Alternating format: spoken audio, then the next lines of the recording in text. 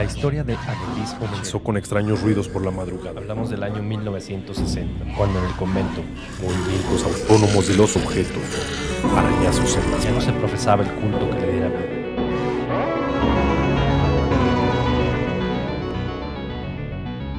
Hablemos de terror. Cuando creí que el impacto de nuestro descubrimiento y la repugnancia habían terminado de sorprendernos, lo que reconocí luego en aquel cadáver me botó al suelo y simplemente enloquecí. Si bien la piel de aquel rostro se encontraba retraída, huesuda y con vellos prominentes por su proceso de putrefacción, era idéntico a él. Oh, Dios mío, ¿cómo era posible? Apunté mi linterna a centímetros para descubrir con pavor que era el mismo rostro de su hijo.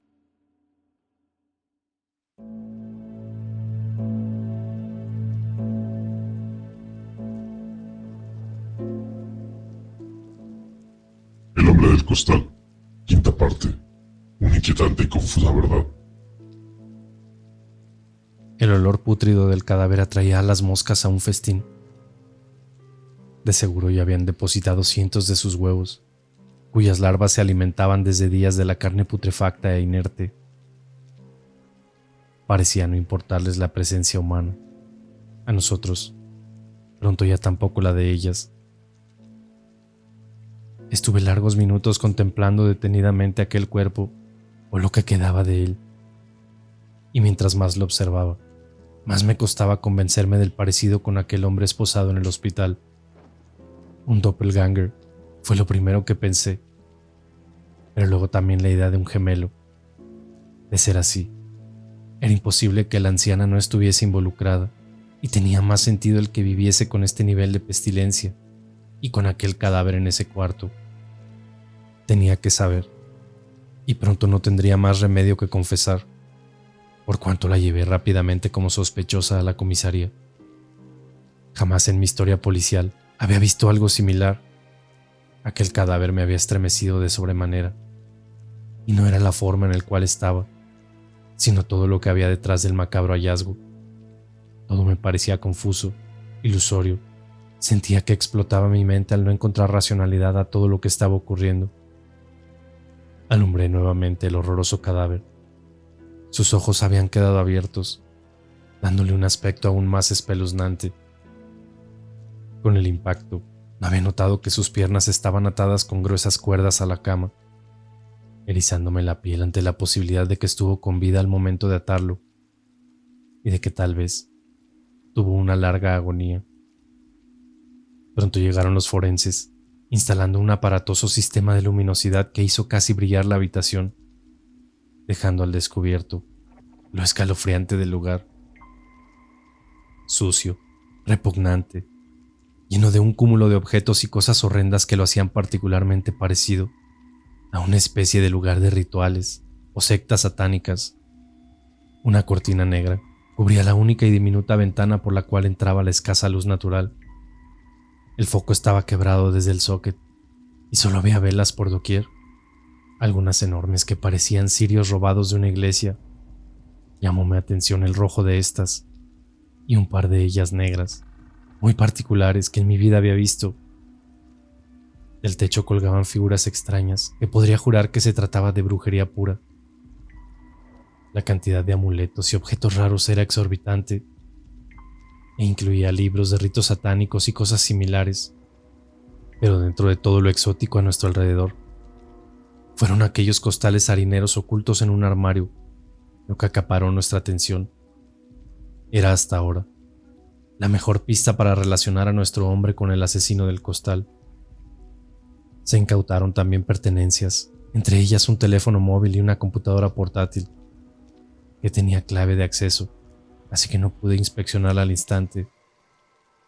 El cuerpo fue sacado luego de un par de horas, ante la mirada atónita de los vecinos, quienes estupefactos comentaban entre murmullos observando la escena del cuerpo embolsado, entrando a la camioneta del servicio médico forense. Angélica de las Mercedes Zapata era el nombre de la anciana madre, principal sospechosa a sus 87 años de aquel cadáver. Algo inusual para los vecinos y quienes la conocían desde siempre, pero también para nosotros. pues no comprendíamos cómo aquella dulce y débil anciana pudiese estar implicada en todo este embrollo. Por ello guardamos prudencia, y nadie notó que nos acompañaba a la comisaría como sospechosa, sino más bien por la tragedia ocurrida en su hogar. Con la misma cautela, entrevistamos a gran parte de los vecinos, quienes todos coincidían en una cosa: Raúl era su único hijo. No sabían de algún hermano o cercano viviendo con ellos. Muchos describían a la anciana como una mujer muy afable y tranquila, pero había quienes decían que era algo extraño. Fue a esas personas a quienes dimos más atención, obteniendo interesante información sobre doña Angélica, quien era catalogada para algunos como una especie de chamán o curandera del lugar. Siempre se le veía en el mercado comprando hierbas y productos naturales para realizar sus clandestinas sanaciones a través de rituales. Pronto salieron testigos, indicando que en más de una ocasión habían acudido a ella con motivos de sanar enfermedades o de obtener algunas pócimas para consumos curativos. Luego hablaron otros, quienes simple y llanamente decían que era una oscura bruja. Es increíble cómo de la nada comienzas a saber respecto a alguien cuando hay una tragedia de por medio. Una de sus vecinas cercanas trajo a nuestros oídos inquietante información. Decía que el hijo aquel estaba muy enfermo desde hace bastante tiempo y que nunca intentó llevarlo al médico, que prefería tratarlo en casa con sus extraños rituales y brebajes. Un cáncer terminal era supuestamente lo que padecía y casi nunca se le veía salir por lo deteriorado de su cuerpo. Sin embargo, afirmó que extrañamente lo había visto regresar a altas horas de la noche en más de una oportunidad, e incluso llegar de madrugada de sus extraños paseos nocturnos. Con ello algunas cosas comenzaban a encajar, o de menos a tener algo de sentido. Si la anciana intentó sanarlo sin los resultados, tal vez lo dejó morir en su lecho, y ciertamente no tenía sus facultades mentales del todo bien. Quizás hasta seguía pensando que estaba con vida en aquel cuarto, pero estuvo en el hospital cuando fue baleado ese otro hijo, o doble, o ya no sé quién diablos es. Ella misma me había hablado en aquel momento de sus extrañas salidas nocturnas y de su comportamiento preocupante. Teníamos a su hijo en el hospital esposado. ¿Qué diablos era todo esto? Sentía que enloquecía ante tanta confusión, y mi única idea cierta era que aquel cadáver se trataba de un segundo hijo. Pronto deberíamos tener respuestas claras. Señora Angélica, ¿comprende la situación en la que se encuentra? Fueron mis primeras palabras del interrogatorio mientras le servía un poco de agua. Me miraba por momentos con aquellos dulces y tiernos ojos de anciana frágil y devastada, casi a punto de las lágrimas. Sin embargo, cuando agachaba la mirada hacia la grabadora, podría jurar que al volver la vista hacia mí, era otra persona, algo más perturbada e intimidante, casi con una macabra mirada. Mi esposo era español, nació y creció en Gádor, provincia de Almería. Comenzó su relato, mirando profundamente, no teniendo sentido que me hablase de aquello hasta ese momento, pero la dejé expresarse. Sus padres eran muy estrictos y por aquellos tiempos solían intimidar a los niños que se portaban mal con el viejo del saco o el hombre del costal, si quiere llamarlo de otra forma. ¿Ha oído hablar de la verdadera historia aquella?, me preguntó. La verdad que no, señora Angélica, pero ¿qué tiene que ver en estos momentos? Todo, señor comisario. Le pondré al tanto. Fue en Almería, por el año 1910. Se cuenta que un hombre enfermó de tuberculosis y para sanar acudió con una curandera. Francisco Ortega, el moruno, así lo llamaban. Él estaba gravemente enfermo y buscaba desesperadamente una cura. La curandera aquella lo envió a hablar con un brujo del cual se decía tenía vastos antecedentes criminales. Por una cantidad de dinero, le reveló el remedio a su mal. Debía beber la sangre de un niño sano, cálida, recién salida de su cuerpo para luego romper su tórax y sacar sus entrañas, las cuales debía poner en su pecho como compresas de carne. De esa forma, sanaría prontamente de su mortal enfermedad. El brujo se ofreció personalmente a buscar un niño, y se cuenta incluso que en un principio iban aldea por aldea ofreciendo dinero por los hijos de las familias, causando el horror en ellos. Ante lo siniestro de aquella solicitud, como nadie estaba dispuesto a tal, pronto decidieron robarse alguno, tomando un costal y una botella de cloroformo buscando una víctima. Todo el pueblo estaba enterado de aquel hombre del costal y que buscaba desesperadamente un niño, causando el pánico en sus habitantes. Fue así como una tarde encontraron uno, Bernardo, de tan solo 7 años, que mientras se bañaba con sus amigos en el río, fue engañado por el brujo y un cómplice, sedado con cloroformo y metido dentro de un costal para ser trasladado largos kilómetros al lugar de su muerte. Aquello no fue un asesinato, fue un sacrificio inhumano y diabólico. Un profundo corte desde la axila y cercano al corazón derramó toda su sangre sobre una olla. Luego, mezclada con azúcar, fue bebida por el moruno desesperadamente. El pequeño agonizante fue azotado contra una piedra brutalmente. Se dice que aún están restos de su cerebro sobre ella. Abrieron luego su vientre, extrayendo todos sus órganos para echárselos encima y luego comerlos, casi como canibalismo puro. El horrible ritual no tuvo efecto y pronto la Guardia Civil detuvo a todas las personas implicadas en el brutal asesinato, incluyendo a la madre de Moruno. El brujo asesino principal fue condenado a cadena perpetua y murió en la cárcel. Sin embargo, el Moruno junto a su madre fueron ejecutados. Pero la parte oscura y siniestra de la historia habla que su alma malévola y oscura no descansa en paz, que aún vaga entre los vivos como un espíritu demoníaco, buscando niños para devorar. Ahora comprende hacia dónde va esta conversación, señor comisario. Estaba impactado con la historia aquella, la cual no conocía de esta forma. Si entendía bien el mensaje, lo que quería decirme era que su hijo pretendía emular aquel ritual para sanar su cáncer, bebiendo y comiendo niños. Aparenté no comprender nada aún, para que siguiera con su relato. Su padre siempre lo asustó de pequeño con el hombre del costal.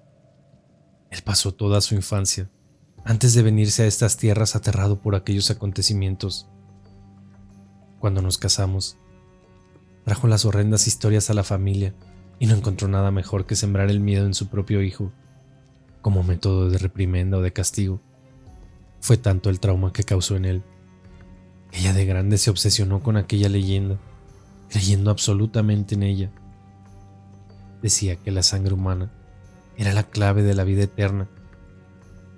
Y fue ahí cuando empezó con cosas raras y oscuras en su vida. Tanto fue la influencia, que cuando enfermó y los médicos fueron lapidarios, enloqueció y ante la desesperación me pidió ayuda para que buscara la forma de traerle sangre humana, pues decía que con ello sanaría. Luego se le metió en la cabeza aquella horrenda historia nuevamente y se obsesionó con buscar la manera de poder hacer el macabro ritual en el cual creía plenamente como solución. No estaba dispuesto a morir. En un principio, me negué rotundamente a la locura aquella e intenté mantenerlo en buen estado de salud con mis hierbas y sanaciones espirituales. Pero cuando llegó aquella noche, con un niño, en un costal agonizante, no tuve más remedio que ayudarlo. Ya sabe cómo somos las madres. Con aquella declaración, estaba asumiendo que su hijo era nuestro asesino. Sin embargo, estaba tan perturbado con todo su relato. Había cosas que no encajaban del todo aún, y hasta ahora me parecía inverosímil su historia. Era un asesino enfermo, desquiciado y ya. Señora Angélica, ¿está consciente de que está declarando que su hijo es el asesino que buscamos? ¿Y usted, cómplice de estos horrendos asesinatos? Expresé pausadamente, para dejar registro claro de nuestra conversación y de su confesión.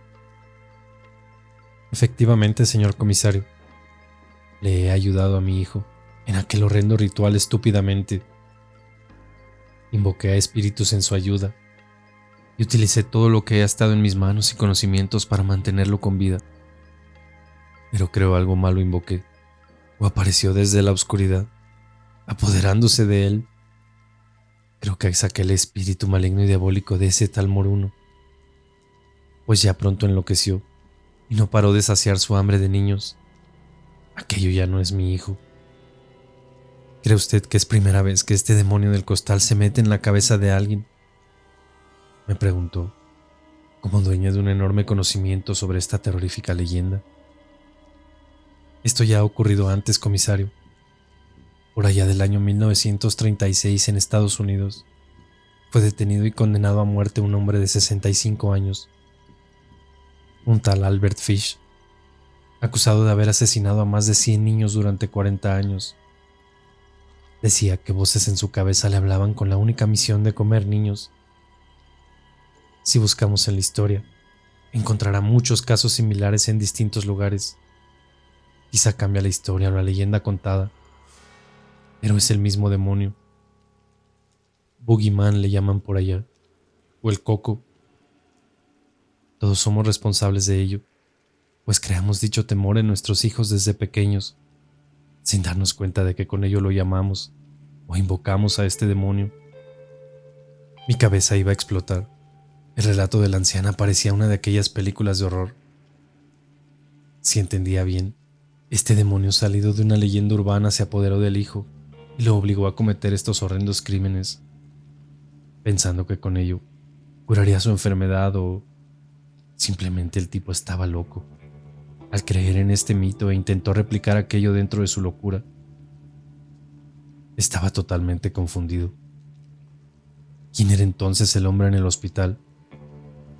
¿A quién pertenecía el cadáver putrefacto encontrado en la casa? Eran muchas interrogantes, sumadas a las espeluznantes cosas que había vivido personalmente.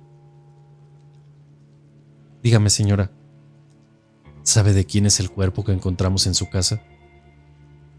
Eso es solo carne muerta, comisario, lo que quedó de mi hijo enfermo. Creo que aquel demonio tomó su apariencia para caminar entre nosotros. Estoy casi segura de que no es él. Me siento un poco confundida, pues es idéntico a mi hijo, pero será mejor que hable directamente con él. Tan pronto como pude, llegué al hospital. El oficial custodio de la habitación me abrió la puerta. La habitación estaba casi en penumbras, y aquel hombre, semisentado, parecía dormido o con total quietud, pero pronto sintió mi presencia y abrió sus ojos clavando de inmediato su mirada en mí, la que me acompañó con una sonrisita algo burlona.